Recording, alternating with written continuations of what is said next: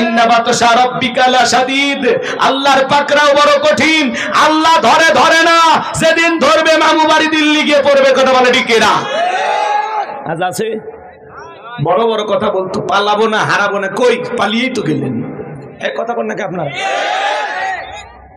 আমাদের চাচাকে বলা হয় স্বৈরাচার। ঈশ্বর চাচা ক্ষমতা থেকে পদত্যাগ করে জেলে গেছে, দেশ ছাড়েনি। বাপের বেটা দেশ নেত্রী বেগম খালেদা জিয়া জেল খেটেছেন, অসুস্থ হয়ে দেশে পড়েছিলেন, দেশ ছাড়েনি। বাপের বেটি কাতারের আমির বিমান দেশে, সে প্লেনে উঠে আল্লাহর বান্দি চিকিৎসার জন্য দেশের বাইরে গেছে। মারাবা কম, কি সম্মান! কেউ রাজকীয় ভাবে যায় আর কেউ পালিয়ে যায়। কথা বলেন না কেন? দেশ নেত্রী বেগম খালেদা জিয়া কোনোবার দেশ ছেড়ে পালায়নি, উনি দেশেই ছিল। আর আপনি পালিয়ে গেলেন কেন? আপনার কোটি কোটি অনুসারী, কারো কথা ভাবলেন না? পদত্যাগ করে যদি জেলেও যাইতেন, কয়েক মাস পরে আবারও নেতা কর্মী মিছিল করে ফুলের মালা দিয়ে জেলখানা থেকে বের করে নিয়ে আসেন। আপনি কেন চলে গেলেন?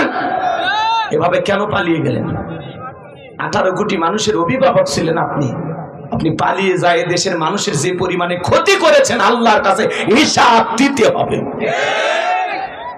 অত সহজ না। কি মনে করেন? রাগ করেন নাকি আপনারা? আপনি মাঝে মাঝে কল রেকর্ড ফাঁস হয়, আপনি কথা বলেন কিভাবে? বলেন আমি দেশের কাছে আছি, শর্ট করে ঢুকবো। যাওয়ার আগে বলে যাননি, ঢোকার সময় বলা লাগবে কেন? আপনি আসেন, আপনি আসেন। এই দেশ আপনার বাবার, এই দেশ আপনার স্বামীর। আপনি আসেন, যেই দিক দিয়ে মন চায় ঢোকেন তো। আপনি আসেন। আমরা জানি মেয়ে মানুষ কতদিন বাইরে থাকবে। আপনি আসেন। ববু আইবা তুমি আইবা গো, সেই দিন আইসা বুবু ক্ষমতা পাইবা না। ববু আইবা তুমি আইবা গো, সেই দিন আইসা বুবু ক্ষমতা পাইবা না। খোঁজ নাই বহু কাদের কাকার, অবস্থা খারাপ তোর বেশ বাবার। হাও নাঙ্কেল এখন সামনে আসে না। নেতা কর্মী সব জেলের ভিতর, আমি আসি ডরের ওপর। কখন জানি আসে গ্রেপ্তারি পরোয়ানা। বুবু আইবা তুমি আইবা গো, সেই দিন আসা বুবু চিয়ার পাইবা না। ক্ষমতার চেয়ার থেকে নামা সহজ, কিন্তু এই চেয়ারে ওঠা কঠিন। কথা বলে ঠিক কিনা? ভয় পাচ্ছেন নাকি কেউ? হ্যাঁ, ভয় আছে? আমরা শোনেন, আগামীতে আর যাই হোক কোন নারীকে এই দেশের প্রধানমন্ত্রী বানাবো না। আগামীতে সিদ্ধান্ত নেন, যেই দলেরই হোক পুরুষ নেতা চাই। আগামীতে এই দেশের পুরুষ প্রধানমন্ত্রী কারা কারা চান? হাত তুলে দেখা।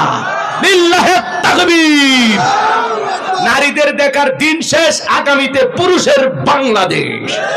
শোনেন, মেয়ে মানুষের রাগ বেশি, মেয়ে মানুষের জেদ বেশি। দেখেন না, স্বামীর সাথে ঝগড়া লাগে, হাড়ি পাতিল ভেঙে ফেলে দেয়, স্বামী তুলে আসার মারে। মেয়ে মানুষের জেদ কত দেখেন না, দেশ তুই পালিয়ে যায়। তাহলে কি বুঝলেন? আর যাই করেন, ভবিষ্যতে কোন নারীকে এই দেশের প্রধানমন্ত্রী বানানো হবে। কথা ক্লিয়ার না ভেদা? যেই দলেরই হোক বাবা, একটা পুরুষ দরকার। বারে পুরুষ কেমনে বুঝাবো? রাগ করেন নাকি? মন খারাপ করবেন না আমার ভাইয়েরা, চলেন না সামনের দিকে যাই। গভীর মনোযোগ দিয়ে শুনবা। যুবক যারা আছো, নিরাশ হয়ে না। তোমাদের টেনশন আমার মাথায় কিন্তু সব সময় থাকে। তোমাদের জন্য স্পেশাল আলোচনা বরাদ্দ আছে, একটু অপেক্ষা করে সামনে যাই। মা বোন যারা পর্দার আড়ালে কথা শুনতেছেন, মহিলাদের ব্যবস্থা আছে। মা বোনদের জন্য আলোচনা করার দরকার আছে না নাই? একটু অপেক্ষা করেন মা বোন, আপনাদের জন্য স্পেশাল কিছু আলোচনা মাথার মেমোরিতে সেভ করা আছে, সময় মতো ডাউনলোড দিয়ে শোনায় দেব। আপনারা মুফতি সাহেব থাকতে এলে আমার দিচ্ছেন পরে আপনারাই বলি নেন। রাগ করেন নাকি আপনারা? তাকবীর দেন, লিল্লাহি তাকবীর। নবী আমার দিকে বলা, বেলাল ইসলামের অবস্থা এখন ভালো না, কালেমা পড়েছে, আপাতত প্রকাশ করা যাবে না। হযরতে বেলাল ডেকে বলে, নবী আমার জীবনের কোনো দাম নাই, আমার মনিব ওমায়েকে উটদুম বা ছাগল পেশাব পায়খানা করে দেয়, এই ঘরে থাকতে আমার বড় কষ্ট হয়। একদিন বলেছিলাম, মনিব আমার জন্য একটু ভালো ঘরের ব্যবস্থা করে দেন। ও মায়ে ডেকে বলে, বেলাল উট্টুম বা ছাগলের দাম আমার কাছে আছে, কিন্তু তোর মতো কালো হাফসি বেলালের দাম আমার কাছে নাই। নবী গো, আপনি শুধু দোয়া করে দেন মৃত্যু পর্যন্ত যেন কালেমার পথে টিকে থাকতে পারি। আমি বেলালের জীবনের কোনো দাম নাই। এই কথা বলে হযরতে বেলাল চলে গেলেন। পরের দিন সকালবেলা সূর্য উদয় হয়ে গেছে। হযরতে বেলাল দরজা খোলে না। অন্যান্য চাকর যারা আছে নালিশ নিয়ে চলে গেছে ওমায়ের কাছে, যা বলে, নেতা এখনো পর্যন্ত বেলাল দরজা খোলে নাই, বেলা অনেকটা হয়ে গেছে, তাই নাকি? বলে, হ্যাঁ চলো যায়। দরজায় ডাক দেয়, বেলাল দরজা খোল। হযরতে বেলাল দরজা খোলে না, জোরে করে ধাক্কা মারছে। যখন দরজা খুইলা গেছে তখন এইবার মায়া তাকায় দেখি যেই রাত্রিতে হযরতে বেলাল কালেমা পড়ে মুসলমান হয়েছে, ওই রাত্রিতে একটা উট্টুম্বা ছাগলের কাছে কোনো পেশাব পায়খানা নাই। জোরে বলেন মারহাবা। আমার ভাইরা দিল দিয়া কথাগুলো বোঝার চেষ্টা করবেন। এইবার ওমায় ডেকে বলে, চাকরের দল তোমরা নিজেদের কাছে যাও। দেখো না তাকায়া, তোমরা যখন ঘুমাচ্ছিলে বেলাল তখন ময়লা আবর্জনা পরিষ্কার করেছে। ওদেরকে তাড়িয়ে দেওয়ার পরে এক পা দুপা করে বেলালের কাছে চলে গেলেন। হযরতে বেলাল দেয়ালে পিঠটা লাগাইয়া জিহ্বা নাড়াইয়া জিকিরি করে কার। এইবার হযরত বেলালকে হালকা করে ধাক্কা মারছে। যখন জবান দিয়ে কালেমার আওয়াজ বের হয়েছে তখন এইবার ডেকে বলে, বেলাল তোর জবান দিয়ে কি শুনলাম, তুমি কি মুসলমান হয়েছো? হযরতে বেলাল ডেকে বলে, মুসলমান হয় যারা মিথ্যা কথা বলতে পারে না তারা। ওয়াকুলু কওলান সাদীদা। আল্লাহু আকবার। মুসলমানেরা হবে সত্যবাদী, মুসলমানেরা কখনো মিথ্যা কথা বলতে পারে না। আর আমাদের সমাজে তাকায় দেখেন এত মিথ্যা কথা বলে বাজান, ভরা পেটে মিথ্যা, খালি পেটে মিথ্যা। মিথ্যা বলতে বলতে চেহারাটা বেঁকা হয়ে গেছে, এক পা কবরে ঢুকে গেছে। এত মিথ্যা কথা বলতে পারে শয়তান পর্যন্ত বলে আমি এত খারাপ না। কথা বলেন। বলে হেলিকপ্টার দিয়ে পানি দিয়েছিলাম, পানি যদি দিলেন তাহলে ছাদের শিশুটা মারা গেল কিভাবে? কথা বলেন। জাতির মানুষ বুঝে গেছে, পাখির মতো গুলি করে ওরা মানুষকে হত্যা করেছিল শুধু চেয়ারে টিকে থাকার জন্য। আর বলে আমরা জনগণের জন্য এত কিছু করলাম। জনগণের রক্ত যাদেরকে ক্ষমতার চেয়ার থেকে নামাইতে পারে না, এরা সমাজের নেতা হওয়ার যোগ্যতা রাখে না। মেট্রো রেল থেকে কান্না করে, বিটিভি ভবন থেকে কান্না করে, কিন্তু শহীদের রক্ত, ছাত্রদের রক্ত দেখে চোখে পানি আসে না। এক কথা কন, মানুষের রক্ত তোমাদেরকে কান্না করতে বাধ্য করতে পারে না। তোমরা উন্নয়ন দেখে কান্না করো আর বলে আমি কি মেট্রো রেলে চড়বো। চিন্তা করেন কত হাজার মানুষকে যে 16 বছরের আমল নামা যদি হিসাব করেন, কত হাজার মানুষকে যে এরা দুনিয়ার জমিন থেকে বিদায় করে দিয়েছে। আল্লাহ ছাড়া কেউ জানে না, আল্লাহ ছাড়া কেউ জানে না। কথা বলেন। কত মানুষ এখনো গুম, তার পরিবারের সদস্য, তার যে এক টুকরো লাশ, লাশের যে এক টুকরো গোস্ত, এটা নিয়ে যে সান্ত্বনা, এটা আমার স্বামী বা আমার সন্তানের গোস্ত, সেটাও খুঁজে পায়নি। কথা বলেন। তাহলে তাদের জীবনের পরিণতি শোনা যাচ্ছে ম্যাডামের নাকি ক্যান্সার হয়েছে। আল্লাহ ভালো জানে। ক্যান্সার হয়েছে সাবেক প্রধানমন্ত্রী শেখ হাসিনার। আলহামদুলিল্লাহ কইতেছেন না? তার মানে কি বোঝা যায় মানুষের ক্ষোভটা কোন জায়গায়? একটা সাবেক প্রধানমন্ত্রী ক্যান্সার হয়েছে, মানুষ কয় আলহামদুলিল্লাহ। কেউ কেউ ফোন দিয়ে কয় হুজুর সত্যি হয়েছে নাকি? চিন্তা করেন। তার মানে ক্যান্সার হইলে জনগণ খুশি। তাহলে কি নেতৃত্ব দিলেন? আপনার ক্যান্সারের কথা শুনে মানুষ আনন্দিত হচ্ছে, আলহামদুলিল্লাহ বলতেছে। কি নেতৃত্ব দিলেন? কই আপনার জন্য তো কেউ দোয়া করতেছে না। ওনার ক্যান্সার হয়েছে, দোয়া তো করা দরকার, আল্লাহ যেন ওনাকে ক্যান্সার থেকে মুক্তি দান করে। দোয়া করবেন না তো? কই দোয়া তো করতেছেন না আপনারা। হ্যাঁ, দোয়া করবেন না? তার মানে কি কি দোয়া করবেন না? তো সবাই বলতেছেন দোয়া করবেন না, কি বদদোয়া করবেন? কিচ্ছু করার দরকার নেই। ওনার ফলাফল আল্লাহ দেবে। ওনার যেরকম কর্ম সে অনুযায়ী আল্লাহ যেন তাকে ফল দেয়। কথা বলে ঠিক কিনা? নিজের কৃত কর্মের ফল নিজেকে তো ভোগ করা লাগবে। কুল্লু নাফসিম বিমা কাসাবাত রহিনা, প্রত্যেকটা ব্যক্তি তার নিজ কৃত কর্মের কাছে আবদ্ধ। ওনার জীবনের কৃত কর্মের হিসাব ওনাকেই দিতেই হবে। কথা বলে ডেকেরা। আজকে ক্যান্সার হয়েছে ওনার, কই সারা দেশের দোয়া হবে ম্যাডামের জন্য। মসজিদে ক্ষমতা থাকলে তো দোয়া হইতো, বাধ্য হয়ে শ্মশান ঘাটে দোয়া করবেন। ওরে বাবা, যাই হোক বাজান গো আমার, সাবেক প্রধানমন্ত্রী শেখ হাসিনার ক্যান্সারের কথা শুনে আপনারা আনন্দিত হয়ে যাচ্ছেন, অনেকে আলহামদুলিল্লাহ লেখে পোস্ট করতেছেন বাজান। তার মানে নেতা যদি ভালো হয় জনগণ দোয়া করবে, আর নেতা যদি মনের মতো না হয় জনগণের দোয়া পাবে না। এই জন্য বাজান কথায় আছে, এমন জীবন করিও গঠন, মরিলে হাসিবে তুমি কাঁদিবে ভবন। এমন নেতৃত্ব দেওয়া দরকার যাতে মরণের পরেও হাজার হাজার মানুষ নেতাকে স্মরণ করে। আমার কথা মনোযোগ দিয়ে শোনেন বাজান, চলেন সামনের দিকে যাই, গেলে মজা পাবেন। হযরতে বেলাল ডেকে বলে, মুসলমান হয় যারা মিথ্যা কথা বলতে পারে না তারা। উমাইয়া ডেকে বলে, বেলাল উর্দুম্বা ছাগলের মালিক বানায় দেব, থাকার জন্য ভালো ঘরের ব্যবস্থা করে দেব। হযরতে বেলাল ডেকে বলে, উমাইয়া দুনিয়ার কোনো পার্থিব সম্পদের বিনিময়ে বেলাল তার ঈমান বিক্রি করবে না। এই কথা বলার পরে উমাইয়া ডেকে বলে, বেলাল রে, আমার কথা না শুনলে বড় নেতা আবু জেহেলকে খবর দেব। হযরতে বেলাল ডেকে বলে, কোন বড় নেতা ছোট নেতা কোনো কাউকে গোনার টাইম নাই। আমি দুনিয়ার কোন আবু জেহেলকে ভয় করি না, আমি ভয় করি আমার আল্লাহকে। বলুন আল্লাহু আকবার। এইবার উমাইয়া দৌড়ে চলে গেল আবু জেহেলের বাড়িতে, যা বলে, নেতা সংবাদ খুব খারাপ, আমার বাড়ির কৃতদাস বেলাল কালেমা পড়ে মুসলমান হয়েছে। তাই নাকি? বলে হ্যাঁ। ঠিক আছে যাও, আমি আসতেছি। আবু জেহেলের একটা বিশেষ বাহিনী ছিল, ক্যাডার মাস্তান ছিল, সাঙ্গ পাঙ্গ ছিল, যাদের কাজই হলো মুসলমানদের উপর নির্যাতন জুলুমের স্টিম রোলার চালানো। আজও তাম পৃথিবীর জমিনের দিকে তাকায়া দেখবেন ওই জালেমদের বিশেষ বাহিনী থাকে, যাদের কাজই হলো টুপিওয়ালা দাড়িওয়ালা ইমানদার আলেমদের উপর নির্যাতন জুলুম চালানো। কথা বলেন ঠিক কিনা? আবু জেহেল কত বড় ভয়ঙ্কর ছিল জানেন? মুসলমানদের উপর নির্যাতন জুলুম চালাইতো। হযরতে আম্মার রাদিয়াল্লাহু তাআলা আনহু ঈমান গ্রহণ করেছেন, মার ছেলে একসাথে ঈমান এনেছেন। রাস্তা দিয়ে হেঁটে যায়, হঠাৎ করে বদমাইশ আবু জেহেলের সাথে দেখা।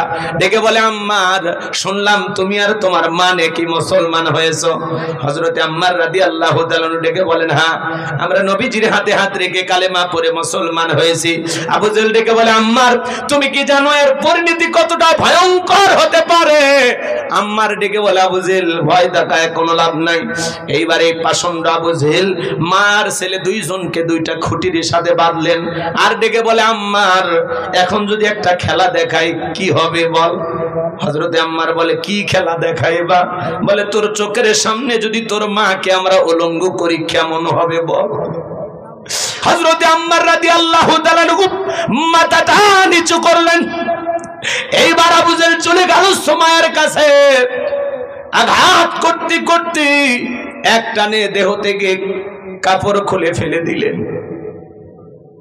হযরতে সুমাইয়া মাটিতে পড়ে গেলেন। আবু জেহেল ডেকে বলে, যুবকেরা আম্মারের মাথাটা উঁচু করে তুলে ধরো, ওর মাকে একবার দেখুন। মাথাটা যখন উঁচু করে তুলতে যায়, হযরতে আম্মার রাদিয়াল্লাহু তাআলা ডেকে বলেন, আল্লাহ, এই দৃশ্য দেখার আগে জমিনটা যদি ফাঁক হয়ে যেত এটাই ভালো ছিল। আবু জেহেল ডেকে বলে, আম্মার এখনো বল কালেমা ছাড়বি কিনা? ওই অবস্থায় ওই পজিশন থেকে সুমাইয়া রাদিয়াল্লাহু তাআলা ডেকে বলেন, আমার সন্তান আম্মার, বেঈমানদের কথা ঈমান ছাড়বি না, ওরা আমার উপর নির্যাতন জুলুম করতে পারে। ও আমার সন্তান, খবরদার বেঈমানদের কথা ঈমান ছাড়বা না। এইবার আবু জেহেল একটা বর্ষা দিয়া হযরতে সুমাইয়া রাদিয়াল্লাহু তাআলা লজ্জাস্থানে আঘাত করতে করতে রক্ত দিয়ে রাজপথ মেখে গেল। শাহাদাতের পেয়ালা পান করবেন এমত অবস্থায় সন্তান আম্মারকে ডেকে বলে, আমার সন্তান, আমি শাহাদাতের পেয়ালা পান করতে যাচ্ছি, আমি আমার নাকে জান্নাতের সুঘ্রাণ পাইতেছি। মরার আগে বলে যাই রে সন্তান, ওই বেঈমানদের কথায় ঈমান ছাড়বি না। সুবহানাল্লাহ, সুবহানাল্লাহ। তাদের ঈমান কত মজবুত। বাবা মুসলমান, দাদা মুসলমান, ছোটবেলায় সুন্নতে খাতনা করে মাথা কেটে দিয়েছে, মনে হয়েছে মুসলমান। সাহাবীদের মতো ঈমান আনা লাগবে বাজান। তারা ছিল সত্যিকারে ঈমানদার, কথা বলেন ঠিক কিনা? কেমন মুসলমান তারা ছিল? অবস্থার বেগতি দেখলে আমরা দল পরিবর্তন করি, কথা পরিবর্তন করি, প্রয়োজনে দাড়ি কেটে হলেও তালে তাল মিলাইয়া থাকি। আর সাহাবীরা জীবন দিয়েছেন, তারপরেও জালেম কাফের বেঈমানদের সাথে কখনো আপোষ করেনি, কথা বলেন ঠিক কিনা? লম্বা হবে, আমি লম্বা করব না বাজান। এইবার আবু জেহেল তার সাঙ্গ পাঙ্গ নিয়ে চলে আসলো, ডেকে বলে বেলাল এই দিগায়, আমি তোরে পার্সোনাল ভাবে মহাব্বত করি রে বেলাল, এসব কি শুনছি তুমি নাকি মুসলমান হয়েছো? হযরতে বেলাল ডেকে বলে হ্যাঁ, গতকাল রাত্রিতে নবীজির হাতে হাত রেখে আমি কালেমা পড়ে মুসলমান হয়েছি। এই কথা শোনার পরে আবু জেহেল ডেকে বলে বেলাল উত্তম বা ছাগলের মালিক বানায় দেব, থাকার জন্য ভালো ঘরের ব্যবস্থা করে দেব, ব্যবসা বাণিজ্য যদি করতে চাও দিরহাম টাকা পয়সা যা লাগে দেব। বেলাল তুমি চাইতে দেরি, তোমার চাহিদা পূরণ করতে আমরা দেরি করব না। হযরতে বেলাল ডেকে বলে আবু জেহেল রে, দুনিয়ার সব সম্পদ যদি আমি বেলালকে দিতে চাও, দুনিয়ার সব সম্পদ ছাড়তে রাজি, বিশ্ব নবীর কালেমা ছাড়তে রাজি নাই, বলুন সুবহানাল্লাহ। এইবার আবু জেহেল ডেকে বলে বেলাল এত বড় লোভনীয় প্রস্তাব দিলাম, রাজি হইলা না।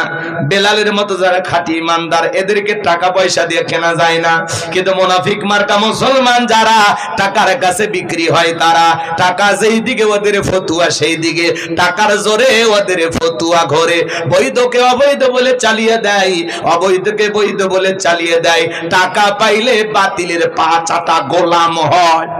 এই কথা বলেন, টাকার জোরে ওদের ফতুয়া ঘরে।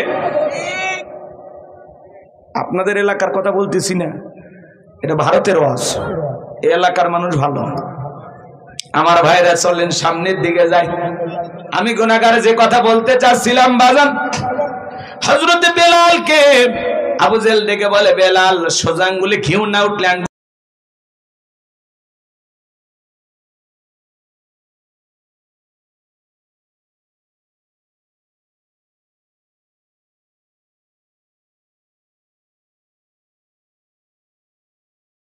কালেমা পড়ে মুসলমান হন নাই। নবীজি আমার রাতের বেলায় দারুল আরকামে বসা, হযরতে বেলাল বিশ্ব নবীর দরবারে উপস্থিত হয়ে গেলেন। নবীজির চেহারার দিকে তাকাইয়া ডেকে বলেন নবী গো, আপনার চাইতে সুন্দর মানুষ আমি জীবনে কোনোদিন দেখি নাই, বলুন সুবহানাল্লাহ। আপনার আমার নবী কতটা সুন্দর ছিলেন জানেন? হযরতে জাবের রাদিয়াল্লাহু তাআলা নু বলেন পূর্ণিমার রাত আমি রাসূলের বাড়িতে গিয়েছিলাম, সেদিন দেখেছিলাম চাঁদ উদয় হয়েছে দুইটা, একটা চাঁদ আসমানে আর একটা চাঁদ জমিনে। হযরতে জাবের বলেন আমি একবার আকাশের পূর্ণিমার চাঁদের দিকে তাকাই, আর একবার বিশ্ব নবীর চেহারার দিকে তাকাই। হযরতে জাবের রাদিয়াল্লাহু তাআলা বলেন ওই আকাশের পূর্ণিমার চাঁদের চাইতেও বিশ্ব নবীকে আমার কাছে বেশি সুন্দর মনে হয়। একটু চিৎকার মেরে বলেন সুবহানাল্লাহ। আমার ভাইয়েরা, আপনার আমার নবী কতটা সুন্দর ছিলেন জানেন? আম্মা জান আয়েশা ডেকে বলেন যারা ইউসুফ নবীর চেহারার দিকে তাকাইয়া মিশরের নারীরা ফল কাটতে গিয়ে আঙ্গুল কেটে ফেলে দিয়েছিল, ওরা যদি আমার বিশ্ব নবীর চেহারার দিকে তাকাইতো, শুধুমাত্র আঙ্গুল নয়, আঙ্গুল কাটতে কাটতে হাত কাটতে কাটতে কখন যে নিজের কলিজা কেটে দুফাক করে দিত, মুহূর্তের জন্য টের পাইতো না। আপনার আমার নবী এতটাই সুন্দর। আম্মা জান আয়েশা বলেন ও দুনিয়ার মানুষ, তোমাদের একটা সূর্য আছে, আমি আয়েশার একটা সূর্য আছে। তোমাদের সূর্য উদয় হয় দিনের বেলায়, আর আমি আয়েশার সূর্য উদয় হয় রাতের বেলায়। আম্মা জান আয়েশা একদিন সেলাইয়ের কাজ করতেছিলেন রাত্রি বেলায়, হঠাৎ করে সুইটা পড়ে গেল, বাতিতে কোনো তেল ছিল না, বাতি জ্বালাইতে পারলেন না, অপেক্ষায় বসে থাকলেন। বিশ্বনবী যখন এশার সালাত আদায় করার পরে ঘরের ভিতরে প্রবেশ করলেন, নবীজি ঘরে ঢুকে সর্বপ্রথম আম্মা জান আয়েশাকে সালাম দিলেন। নবী ঘরে ঢুকে স্ত্রীকে কি দিলেন? সালাম দিলেন। আর আপনি আমি কি করি? বউকে সালাম দেই না। বাড়িতে ঢোকার সময় বউকে সালাম দিবেন, আসসালামু আলাইকুম রহিমা, কেমন আছো সোনা? ঘরের দরজাটা খোলো না, আমি তোমার লেটনের বাপ, তোমার দিওয়ানা। বউ খুশি হয়ে দরজা খুলবে, কথা বলে ঠিক না? কিন্তু আপনার আমার ব্যবহার এত মিষ্টি না। ঘরের দরজা চিৎকার মারে, এ রুবেলার মা, এ দরজা খোল, বেশি দেরি হলে দরজা ভাঙে ফেলে দে, তোর পিঠের উপর আজ কি যে হবে রে। ভিতর থেকে বউ বলে রে, স্বামী না সেকেন্ড আজরাইল। কথা কন এরকম স্বামী আছে না নাই? বাড়িতে যা বউকে সালাম দিবেন, লোকজন যদি না থাকে বইয়ের হাতটা ধরে মুসাফা করবেন। জোরে বলেন কার হাত? এ যুবক, বিয়ে করনি, কার হাত? বইয়ের হাত, পাশের বাড়ির ভাবির হাত না, ধরলে ঝাঁটা দিয়ে পিটাইবে। বইয়ের হাত ধরে মুসাফা করুন, একেবারে ময়দান ফাঁকা থাকলে কোলাকুলি সেরে নেবেন। স্বামী স্ত্রীর মধ্যে সালাম আদান প্রদান হলে আল্লাহর পক্ষ থেকে রহমত নাজিল হবে। সালাম আছে যেখানে শান্তি আছে সেখানে, সালাম আছে যেখানে সমাধান আছে। অনেক বড় বড় ঝামেলা এক সালামের মাধ্যমে সমাধান হয়ে যায়। পারবেন না? এক জায়গায় ওয়াজ করলাম, হুজুর বউকে সালাম দিতে গিয়ে শরম লাগে। আমি তখন বললাম, ভাই আপনি কি বিয়ে করছেন? কি কোন হুজুর, 3 সন্তানের বাপ আমি তখন বললাম, স্ত্রী সবাসের একটা দোয়া আছে, আপনি কি জানেন? হুজুর ওটা দোয়া পড়ার টাইম। বউ সালাম দিতে গিয়ে শরম লাগে আর বইয়ের বাচ্চা হয়ে যায়। তোমার শরম যদি বেশি হইতো, তোমার বইয়ের তো বাচ্চা হওয়ারই কথা না। কথা বলেন, তার মানে কি ওটা শরম না শয়তানি? বউকে সালাম দিবেন। এদিকে খেয়াল করেন, স্বামী স্ত্রীর দাম্পত্য জীবনে সুখ আর শান্তি পেতে হলে রসুলের 4টি সুন্নত আছে। আপনি কি দাম্পত্য জীবনে অসুখী? 4টি সুন্নত। এই 4টি সুন্নত যদি আপনারা দাম্পত্য জীবনে আমল করতে পারেন, মৃত্যু পর্যন্ত সম্পর্ক টিকে থাকার গ্যারান্টি। আল্লাহু আকবার বলেন। কি সেই 4টি সুন্নত আপনারা শুনবেন? কারা কারা হাত তোলেন তো বাজান, আল্লাহ কবুল করুন। জোরে বলুন আমি। রসুলের 4টি রোমান্টিক সুন্নত আমি আপনাদের সামনে বলবো। এখনই বলতে গেলে আলোচনা এলোমেলো হয়ে যাবে, একটু ধৈর্য নিয়ে বসেন, শেষের দিকে বলবো ইনশাআল্লাহ। কষ্ট লাগে নাকি বাজান? চলেন না সামনের দিকে যাই। আমি যে কথা বলতে চাচ্ছিলাম, খুব সতর্ক থাকবেন। কথা শুধু শুনলে হবে না, আমল করা লাগবে। স্বামী স্ত্রীর মধ্যে সালাম আদান প্রদান হলে একে অপরের প্রতি ভক্তি, শ্রদ্ধা, বিশ্বাস, ভালোবাসা বেড়ে যায়। বাড়িতে ঢুকে বউ সালাম দেয় না, স্বামীও সালাম দেয় না, দুইজনে বোবা। কথা কন। ছোট বাচ্চাদেরকে সালাম দিবেন ঘরে ঢুকে, ওই বাচ্চা দেখবেন 2 দিন পরে আপনারে সালাম দেওয়া শুরু করবে। সূরা নূরের 27 নম্বর আয়াতে আল্লাহ কি বলেছেন জানেন না? একজন মুমিন আর এক মুমিনের গৃহে যখন প্রবেশ করবেন, ওই গৃহবাসীর অনুমতি নিয়ে সালাম দিয়া তারপরে বাড়িতে ঢোকা লাগবে। কথা বলেন। আপনি রুবেল কয়ে, বাদশা কয়ে বাড়ির ভিতরে ঢুকে যান, বাদশার বইয়ের অন্য ঠিক নেই, ওর মা কি করতেছে, ওর বোন কি করতেছে, এক নজরে দেখা শেষ। মুফতি সাহেব কথা ঠিক আছে না? একজন মুসলমান আর একজন মুসলমানের গৃহে প্রবেশ করতে হলে অনুমতি নিয়ে সালাম দিয়া তারপরে প্রবেশ করা লাগবে। আপনি সালাম দিবেন, অনুমতি নেবেন, তারপরে তো বাড়িতে ঢুকবেন। এই যে সালাম আর অনুমতি, এর মাঝখানে মহিলা মানুষ যদি ব্যাপারটা থাকে, ওরা রুমের ভিতরে যেতে পারবে, আড়ালে যেতে পারবে। কথা বলেন। আপনি ধাম করে ঢুকে পড়েন মানে ভালো হয়ে যান। আজ থেকে কারো গৃহে প্রবেশের সময় সালাম না দিয়া, অনুমতি না নিয়ে আমরা প্রবেশ করব না। আমল করব তো ইনশাআল্লাহ। ব্যাস, আল্লাহ কবুল করুন। আমার ভাইরা চলেন সামনের দিকে যাই। বাজান গো আমার, যে কথা বলতে চাচ্ছিলাম গভীর মনোযোগ দিয়ে কথাগুলো শুনে যান। আম্মা জান আয়েশা রেখে বলেন, নবীজি যখন ঘরের ভিতরে প্রবেশ করলেন, নবীজির চেহারার আলোতে সুইটা কই পড়ে আছে আমি পরিষ্কার দেখতে পেয়েছি। বলুন সুবহানাল্লাহ। নবীর সম্মান মর্যাদা কত জানেন? এক জায়গায় ওয়াজ করলাম, ভাই বলেন তো আমাদের নবীর নাম কি? বলে হুজুর আব্দুল কাদের জিলানী। পীর সাহেবের নাম মুখস্থ আছে, কিন্তু কপাল পোড়া মা তোমার নবীর নামটাও বলতে পারে না। নবীর সম্মান মর্যাদা কত জানেন? যে নবী হ্যাঁ বললে তামাম পৃথিবীবাসীর জন্য আল্লাহ পাক হালালে পরিণত করে দেয়, যে নবী না বললে তামাম পৃথিবীবাসীর জন্য আল্লাহ পাক হারামে পরিণত করে দেয়।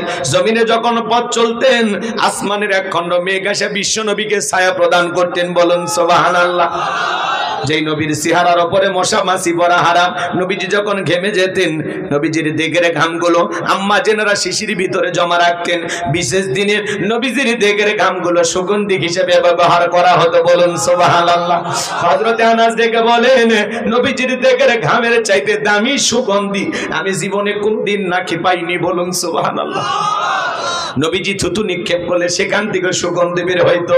নবীজি পথ চলে গেলে ওই রাস্তা দিয়ে কাফেররাও বলতে পারতো যে এই রাস্তা দিয়ে নবী মুহাম্মদ চলে গেছে, সুগন্ধি ছড়াইতো। সুবহানাল্লাহ বল। আমার ভাইয়েরা, নবীজি যখন ওযু করতেন, নবীজির ওযুর পানি দিয়ে সুগন্ধি বের হয়ে যাইতো। সুবহানাল্লাহ বলেন, সুবহানাল্লাহ বলেন। কেমন নবী পাইছি বাজান, যে নবী আসমানের চাঁদের দিকে ইশারা করলে চাঁদ দুই টুকরো হয়ে যায়। আল্লাহু আকবার। জমিনে পা তুলে মাওলা পাকের আরশে আজিমে পৌঁছে যায়। আল্লাহু আকবার। যেই ছাগলের স্তনে দুধ নাই, বিশ্ব নবীর যদি হাতটা লেগে যায় দুধে পরিপূর্ণ হয়ে যায়। যেই খাবার 2-3 জন মানুষ খাবে, সেই খাবারে যখন বিশ্ব নবীর হাতটা লেগে যায়, শত শত মানুষ খাবার কেউ যেমন খাবার তেমনি থাকে। যেই নবীর চেহারার দিকে তাকাইলে পেটের ক্ষুধা চলে যাইতো। সুবহানাল্লাহ। সেই নবীর কাছে হযরতে বেলাল কথা মনে আছে না নাই? বেলাল ডেকে বলে, নবী আপনার চাইতে সুন্দর মানুষ আমি কোনোদিন দেখি নাই। ও নবী, আপনি কালেমার দাওয়াত দেন, ইসলামের প্রচার প্রসার করেন, দয়া করে আমি বেলালকে একটু কালেমা পড়ায়া দেন। বিশ্ব নবী হযরত বেলালকে পড়ায়া দিলেন, লা ইলাহা ইল্লাল্লাহু মুহাম্মাদুর রাসূলুল্লাহ সাল্লাল্লাহু আলাইহি ওয়াসাল্লাম। হযরত বেলাল কালেমা পড়ে মুসলমান হয়ে গেল। নবী আমার ডেকে বলে, বেলাল ইসলামের অবস্থা এখন ভালো না, কালেমা পড়েছো আপাতত প্রকাশ করা যাবে না। আপনারাই বলেন তো বাজান, ইসলামের অবস্থা কি সব সময় ভালো থাকে? আজও তাম পৃথিবীর দিকে তাকায় দেখেন, তাম পৃথিবীর জালেম আর বেঈমানরা ঐক্যবদ্ধ হয়েছে ইসলাম আর মুসলমানকে বিদায় করে দেওয়ার জন্য। কথা বলেন ঠিক কি না? গভীর মনোযোগ দিয়ে কথাগুলো শুনবেন বাজান। আজও কাশ্মীরে মুসলমানের রক্ত নিয়ে খেলা করা হয়, ফিলিস্তিনের জমিনে আজও মুসলমানের রক্ত নিয়ে খেলা করা হয়, আজও চীনের উইঘুরে মুসলমানদেরকে হত্যা করা হয়, মুসলমানের মসজিদগুলো ভেঙে দেওয়া হয়, আজও ভারতে গরুর গোশত খাওয়ার অপরাধে মুসলমানকে হত্যা করা হয়। আজও तमाम পৃথিবীর জালেম বেঈমানরা ঐক্যবদ্ধ হয়েছে ইসলাম আর মুসলমানকে জমিন থেকে বিদায় করে দেওয়ার জন্য। কিন্তু ওরা তো জানে না ইসলামের সুইচ আছে কার হাতে। আর একটু জোরে বলেন, কার হাতে? আমার আল্লাহ রাব্বুল আলামিন বলেন, ইউরিদুনা লিতুফিউ নূরাল্লাহি বিআফওয়াহিহিম ওয়াল্লাহু মুতিম্মু নূরিহি ওয়ালাউ কারিহাল কাফিরুন।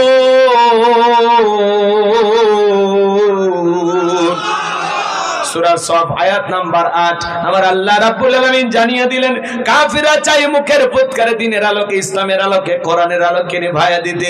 আমার আল্লাহ দেখে বলেন, ওয়াল্লাহু মুতিম্মু নূরিহি, এই জমিনে দিনের আলোকে, কোরআনের আলোকে, ইসলামের আলোকে আমি আল্লাহ পাক প্রতিষ্ঠিত করে ছাড়ব। যদিও কাফের বেঈমানদের অন্তরে যত ধরনের জ্বালা যন্ত্রণা হোক না কেন, এই জমিনে ইসলাম আছে, থাকবে। কথা বলেন, ইসলাম আলাদের সাথে আছে কে? এই জন্য মুসলমানের রক্ত নিয়ে যারা খেলা করে এদের জীবনের পরিণতি ভালো হয় না। নমরুদ ফিরাউনের জায়গা যেমন পৃথিবীর জমিনে হয়নি, আজও যারা মুসলমানের রক্ত নিয়ে খেলা করতেছে ওই জালেমদের জায়গা পৃথিবীর জমিনে হবে না, হবে না। নমরুদ ফিরাউনের মতো ওই জালেমদেরকেও বিদায় নিতেই হবে। কথা বলা ঠিক না? বাংলার জমিনে যারা নিরীহ আলেমদেরকে ফাঁসির দড়িতে ঝুলিয়েছিল, হাজার হাজার নিরপরাধ মানুষদেরকে জেলখানায় বন্দী করেছিল, শাপলা চত্বরে এতিম হাফেজ আলেমদেরকে হত্যা করে দুনিয়ার জমিন থেকে বিদায় করে দিয়েছিল, যাদের হাতে মুসলমানের রক্ত লেগেছিল, আজকে তারা ক্ষমতার চেয়ার রেখে পালিয়ে গেছে। কথা বলে ঠিক না? যেন জুলুম করতে নাই। আমরা বারবার বললাম ম্যাডাম পদত্যাগ করেন। আল্লাহ বলে, কিসের পদত্যাগ? এরা যে অন্যায় অপরাধ করেছে শুধু পদত্যাগ না, আমি আল্লাহ এদেরকে দেশ ত্যাগ করতে বাধ্য করব। কথা বলেন ঠিক না? সম্মানিত ভাইরা, আজকের প্রোগ্রামে আসতে পেরে, বসতে পেরে আপনারা খুশি না বেজার? কারা কারা বেজার দুই হাত তুলে দেখান। আলহামদুলিল্লাহ, আপনারা অনেক চালাক। শ্রোতারা যদি চালাক হয় ওয়াজ করে শান্তি পাওয়া যায়। কইতে কলিকাতা বুঝে নাই। আজকের মাহফিলে আসতে পেরে, বসতে পেরে কারা কারা খুশি, মুখে নিয়ে হাসি, আওয়াজ দে বেশি। আল্লাহ নামের এমন একটি স্লোগান দেবেন, এলাকায় যদি কোনো ইসলাম বিরোধী উই পোকা, সার পোকা, তেলা পোকা থাকে, ওদের কলিজায় যেন কম্পন সৃষ্টি হয়, এমন আওয়াজ তুলতে রাজি আছেন যারা? বীর মুসলমানের মতো দুটি হাত টান টান করে তুলে দেখান তো তারা। লিল্লাহে তাকবীর, লিল্লাহে তাকবীর। আল কোরআনের আলো, আল হাদিসের আলো, দুনিয়ার মুসলিম, সারা বিশ্বের মুসলিম, আমার নেতা তোমার নেতা, আমার নেতা তোমার নেতা। লিল্লাহে তাকবীর। আল কোরআনের আলো, আল হাদিসের আলো, দুর্নীতির আলো। হাত নামান। অনেকে ঝোঁকে তালে বলেই ফেলেছেন দুর্নীতির আলো ঘরে ঘরে জ্বালা। বাংলাদেশে দুর্নীতি দমন কমিশন আছে না নাই? এরপরে দুর্নীতি কমেছে নাকি ডিজিটাল কার্ডে বেড়েই চলেছে। দিন যত করার ছিল দুর্নীতির পাল্লা তত ভারী হচ্ছিল। কথা বলেন ঠিক কি না? আমরা চাই আমাদের প্রিয় মাতৃ বাংলাদেশ দুর্নীতি মুক্ত আল্লাহ কবুল করুন, চিল্লা বলুন আমিন। আমরা চাই আমাদের বাংলাদেশ মাদক মুক্ত আল্লাহ কবুল করুন, চিল্লা বলুন আমিন। আমরা চাই আমাদের বাংলাদেশ যৌতুক মুক্ত আল্লাহ কবুল করুন, চিল্লা বলুন আমিন। সম্মানিত ভাইরা আমার, ভূমিকা লম্বা কথা নয়, সরাসরি মূল আলোচনায় প্রবেশ করতে চাই। যেহেতু সময় কম, প্রায় 11টা বেজে গেছে, তাই না? 11টা বেজে গেছে, 12টা 12টার মধ্যে আমরা দোয়ার দিকে চলে যাব ইনশাল্লাহ। বেশি সময় আমি আপনাদেরকে কষ্ট দেব না, অল্প সময় কথা বলবো। সম্মানিত ভাইরা আমার, আজ থেকে কয়েক মাস আগে আমরা কোরআনের মাহফিলে কথা বলার জন্য যখন যাইতাম, যেখানে খাবার আয়োজন এবং বসার ব্যবস্থা থাকতো, এখানে কিছু বুদ্ধিজীবীদের আগমন ঘটতো। এরা দিত আমাদেরকে প্রথম সবক, হুজুর এটা বলা যাবে না, ওইটা বলা যাবে না, এটা বলবেন, ওইটা বলবেন না। কথা কয় না? মঞ্চে যখন চলে আসতাম, আবারও দ্বিতীয় দফায় কিছু বুদ্ধিজীবীদের আগমন ঘটতো। এরা দ্বিতীয় সবক, হুজুর হ্যাঁ এই এলাকায় মোটামুটি আমরাই সব, আমরাই ওয়াজ যা করবেন করবেন, খবরদার নেত্রীর বিরুদ্ধে যেন কোনো কথা না হয়। এখন কি আর ওই বুদ্ধিজীবীরা আছে ভাই? টর্চ লাইট মেরে চেহারা খুঁজে পাওয়া যাচ্ছে না। কথা বল ঠিক না? এজন্য মনে রাখবেন, জুলুম কখনো চিরস্থায়ী হতে পারে। জালেমদের শেষ পরিণতি হলো পরাজয়, আর মাজলুমদের শেষ পরিণতি হলো বিজয়। শেষ বিজয়ের হাসি মুসলমানেরাই হাসবে। কথা বল ঠিক না? এজন্য মনে রাখবেন, জুলুম কখনো চিরস্থায়ী হতে পারে। যারা জুলুম করেছিল আজকে তারা আছে, হয় কেউ জেলখানায়, না হলে কেউ দেশের বাইরে গর্তে লুকাইছে, গর্তে খুঁজে পাওয়া যাচ্ছে না। এটা কার খেলা? কার খেলা? এজন্য বেশি বাড়তে নাই। যত বেশি বাড়বেন তত বেশি পতন ঘটবে। থাক বাবা, এগুলো মাঝে মাঝে দিবা, ঠিক আছে? আমি কথা বলবো পবিত্র কোরআনুল কারীমের 108 নম্বর সূরা। সূরাটির নাম কাউসার। জোরে বলেন কি নাম? আর একটু জোরে বলেন কি নাম? আরো জোরে। জোরে হলো না, একটু মিছিল করার অভ্যাস করেন। সামনে মিছিল করা লাগবে। 16 বছর মিছিল করতে পারেন নাই, এইবার করা লাগবে।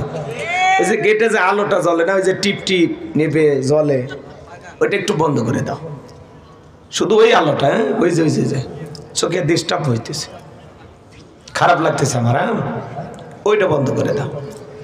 এদিকে খেয়াল করেন, সূরার নাম কাউসার। মোট আয়াত আছে 3টি, রুকু আছে 1টি। বিশ্বনবীর মক্কার জিন্দেগিতে আল্লাহ তাআলা এই সূরাটি নাজিল করেছেন। চিৎকার মেরে বলুন আল্লাহু আকবার। আপাতত বেশি না, 12টা পর্যন্ত আজকের মাহফিলে ধৈর্য নিয়ে কারা কারা বসে থাকবেন, 2 হাত তুলে একবার শুধু বলেন ইনশাআল্লাহ। আর একটু জোরে বলেন ইনশাআল্লাহ। আল্লাহ আমাদের ধৈর্য সহকারে মাহফিলে বসে থাকার তৌফিক দান করুন। জোরে বলুন আমিন। এই যে ওয়াদা দিলেন, ওয়াদা ভঙ্গ করা কিসের লক্ষণ? মুনাফিকের লক্ষণ। আমার বিশ্বাস টাঙ্গাইলের মাটিতে মুনাফিকের জায়গা নাই। আপনারা খাঁটি নির্ভেজাল মুমিন। আল্লাহু আকবার। এটা আমার বিশ্বাস। এখন যদি 2-4 জন উঠে যায় তাহলে তো বুঝে নেওয়া লাগবে। তো চলেন, আশা করি আপনারা অল্পতেই বুঝেছেন। জবান ছেড়ে সবাই একটু মহাব্বতে আমার সঙ্গে তেলাওয়াত করুন। আউযু বিল্লাহি মিনাশ শাইতানির রাজীম। বিসমিল্লাহির রাহমানির রহমানির রহিম। বিতাড়িত মোর্দার শয়তানের কাছ থেকে আল্লাহ পাকের কাছে আশ্রয় প্রার্থনা চাচ্ছি। পরম করুণা অসীম দয়ালু আল্লাহ তাআলার নামে শুরু করছি। জবান সে সকলের মুখস্থ আছে না? আমার সঙ্গে তেলাওয়াত করুন। ইন্না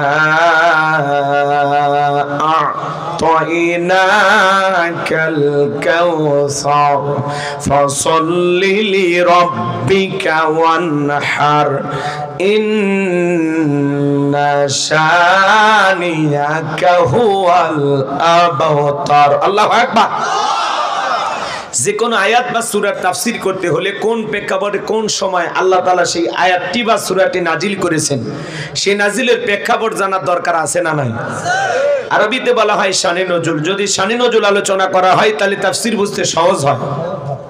তাহলে বিশ্ব নবীজির উপরে আল্লাহ তাআলা কোন প্রেক্ষাপটে কোন সময় সূরা কাউসার নাজিল করেছেন, আমি কি একটু নাজিলের সময়কালটা তুলে ধরবো? প্রেক্ষাপটটা কেমন ছিল আমি কি একটু বলবো? কষ্ট হবে না তো ইনশাআল্লাহ? সম্মানিত ভাইয়েরা আমার, বিশ্বনবীর প্রিয় সাহাবী হযরতে আনাস রাদিয়াল্লাহু তাআলা বলেন, নবীজি আমার চোখের সামনে বসা, কাবার হাতিমে হেলান দিয়া বসা। আমি তাকায়া দেখি নবীজির মনটা ভীষণ খারাপ, মুখটা মলিন, চোখের কোনা দিয়া অশ্রু ঝরতেছে। হযরতে আনাস ডেকে বলেন, কিছুটা সময় অতিবাহিত হয়ে যাওয়ার পরে আমি তাকায়া দেখি আমার নবীজি মুস্কি মুস্কি হাসতেছেন। বলুন সুবহানাল্লাহ। হযরতে আনাস ডেকে বলেন, নবী এই মাত্র দেখলাম আপনার মনটা খারাপ, মুখটা বলেন, চোখের কোনা দিয়ে অশ্রু ঝরতেছে, আবার কেনই বা মুস্কি মুস্কি হাসেন? আমার নবী কেন কাঁদেন, কেন হাসেন, এর পেছনে রহস্য আছে না নাই? নবীজির কান্না করার কারণ হলো নবীজির কলিজার টুকরা ছেলে সন্তানগুলো জন্ম নেয় আর একে একে ছেলে সন্তানগুলো মারা যায়। আবুল কাসেম মারা যায়, আবু তাহের মারা যায়, ইব্রাহিম মারা যায়। বাবা হিসাবে নবীর মনেও কষ্ট লাগে কিনা? ছেলেগুলো জন্ম নেয় আর একে একে মারা যায়। নবীজির মনে অনেক কষ্ট, অনেক ব্যথা। অন্যদিকে নবীজির কাছের চাচার নাম হলো আবুল হাব, ডেকে বলে, ভাতিজা তোমার বংশী বাতি জ্বালানোর কেউ থাকলো না, তুমি একটা লেজ কাটা, তুমি একটা নির্বংশ, তুমি একটা হাত করে। যদিও রাসূলের চারটা কন্যা সন্তান জীবিত ছিল, এরপরেও নবীজির কাছের চাচা আবুল হাব সমালোচনা করে। বলেন তো বাজান, তাতে নবীজির মনের কষ্ট কমে না বাড়ে?